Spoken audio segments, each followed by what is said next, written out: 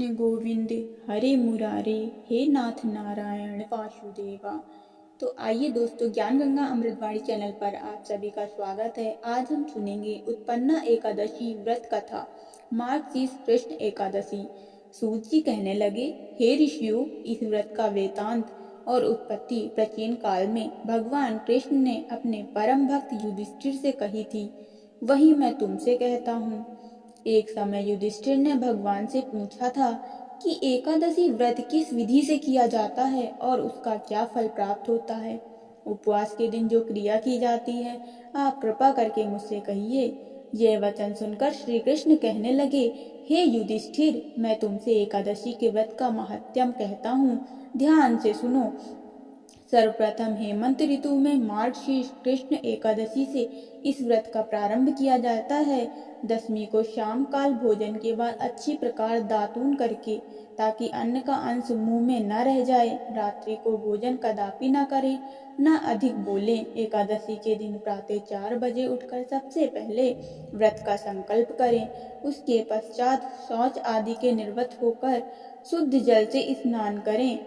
व्रत करने वाला चोर, पाखंडी, पर स्त्रीगामी, निंदक, मिथ्याभाषी तथा किसी भी प्रकार के पापी से बात न करें। स्नान के पश्चात धूप, दीप, 9 वेद आदि 16 चीजों से भगवान की पूजन करें और रात को दीपदान करें। रात्रि में सोना या प्रसंग नहीं करना चाहिए। सारी रात भजन कीर्तन आदि करना चाहिए। जो कुछ पहले आने अनजाने में आप या पाप हो गए हो, उनकी क्षमा मांगनी चाहिए। धर्मात्मा पुरुषों को कृष्ण और शुक्ल दोनों पक्षों की एकादशी को समान समझना चाहिए। जो मनुष्य ऊपर लिखी विधि के अनुसार एकादशी का व्रत करते हैं, उन्हें शंखोद्धार तीर्थ में स्नान करके भगवान के दर्शन करने से जो फल प्राप्त होता है, वे एकादशी व्रत के 16वें भाग के भी समान नहीं है। व्यतिपात के दिन दान देने का लाख गुना फल होता है। संक्रांति से 4 लाख गुना तथा सूर्य ग्रहण से स्नान दान से जो पुण्य प्राप्त होता है, वह पुण्य एकादशी के दिन व्रत करने से मिलता है।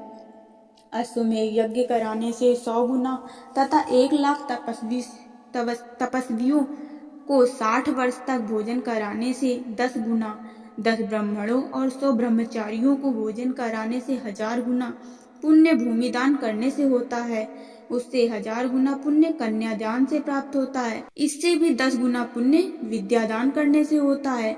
विद्यादान से 10 गुना पुण्य भूखे को भोजन कराने से होता है। अन्नदान के समान इस संसार में कोई ऐसा कार्य नहीं जिससे देवता और पितर दोनों तृप्त होते हों, परंतु एकादशी के व्रत का पुण्य सबसे अधिक होता है। 1000 यज्ञों से भी अधिक इसका फल होता है। इस व्रत को प्रभाव देवताओं को भी दुर्लभ है। रात्रि को भोजन करने वालों को उपवास का आधा फल मिलता है और दिन में एक बार भोजन करने वालों को भी आधा ही फल प्राप्त होता है, जबकि निर्जल व्रत रखने वालों का महात्म्य जो देवता भी वर्णन नहीं कर सकते। युधिष्ठिर कहने लगे कि हे भगवान, आपने हजारों यज्ञ और लाख गौदान को भी एकादशी व्रत के बराबर नहीं बताया, सो यह तिथि सब तिथियों से उत्तम कैसे हुई, बताइए।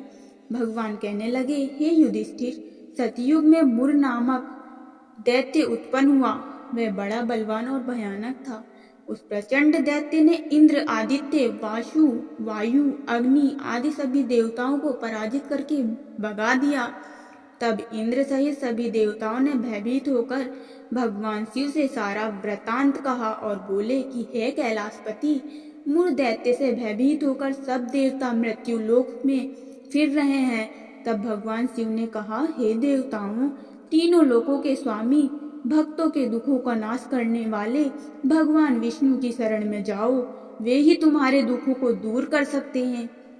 शिव जी की ऐसे वचन सुनकर सभी देवता क्षीर सागर में पहुंचे।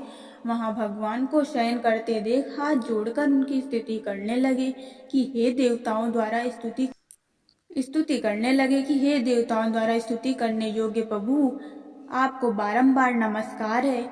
देवताओं की रक्षा करने वाले मधुसूदन, आपको नमस्कार है, आप हमारी रक्षा करें। दैत्य से भयभीत होकर हम सब आपकी शरण में आए हैं। आप इस संसार के कर्ता, माता पिता, उत्पत्ति और पालनकर्ता और संहार करने वाले हैं। सबको शांति प्रदान करने वाले हैं। आकाश और पाताल भी आप ही हैं।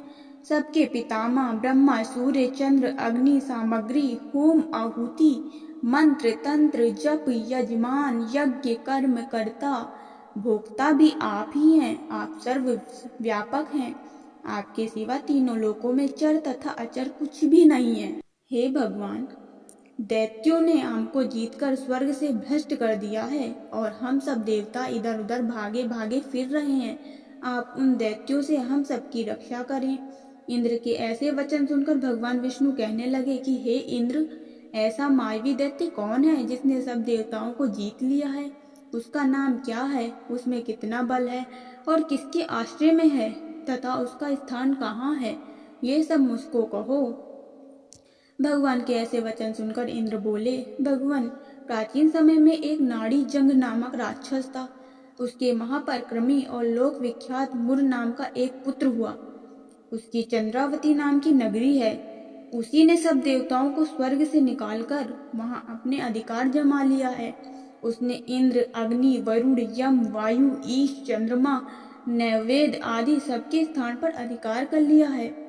सूर्य बनकर स्वयं ही प्रकाश करता है, स्वयं ही मेघ बैठा है और सबसे अजय है। वे असुर निकंदन, उस दुष्ट को मारकर देवताओं को अजय बनाइए। यह वचन सुनकर भगवान ने कहा, हे देवताओं, मैं शीघ्र ही उसका संहार करूंगा। तुम चंद्रावती नगरी जाओ। इस प्रकार कहकर भगवान सहित सभी देवताओं ने चंद्रावती नगरी की ओर प्रस्थान किया। उस समय दैत्य मुर सेना सहित युद्ध भूमि में गरज रहा था। उसकी भयानक गर्जना सुनकर सभी देवता भय के मारे चारों दिशा में भागने लगे। जब स्वयं भगवान रणभूमि में आए तो दैत्य उन पर भी अस्त्र शस्त्र आयुध लेके दौड़ा। भगवान ने उन्हें सर्प के समान अपने बाणों से बीध डाला। बहुत से दैत्य मारे गए, केवल मुर बच गया। वह अविचल भाग से भगवान के साथ युद्ध करता रहा। भगवान जो जो भी तीक्ष्ण बाण चलाते वह उसके लिए पुष्प सिद्ध होता। उसका शरीर छिन्न भिन्न हो गया, किंतु वह लगातार युद्ध करता रहा। दोनों के बीच मल्लयुद्ध भी हुआ। 10,000 वर्ष तक ये युद्ध चलता रहा, किंतु मुर नहीं हारा। थक कर भगवान बद्रिकाश्रम चले गए। वहां हेमवती नामक सुंदर गुफा थी। उसमें विश्राम करने के लिए भगवान उसके अंदर प्रवेश कर गए। यह गुफा 12 योजन लंबी थी और उसके एक ही द्वार था। भगवान विष्णु वहां योग निद्रा की गोद में सो गए। मुर भी पीछे पीछे आ गया और भगवान को सोया देखकर मारने को उद्यत हुआ। तभी भगवान के शरीर से उज्जवल कांतिमय रूप वाली देवी प्रकट हुई। देवी ने राक्षस मुर को ललकार युद्ध किया और उसे तत्काल मौत के घाट उतार दिया। श्री हरि जब योग निद्रा की गोद से उठे तो सब बातों को जानकर उस देवी से कहा कि आपका जन्म एकादशी के दिन हुआ है, अतः आप उत्पन्ना एकादशी के नाम से पूजित होंगी। आपके भक्त वही होंगे जो मरे भक्त हैं। बोल उत्पन्ना एकादशी माता की जय। बोल विष्णु भगवान की जय।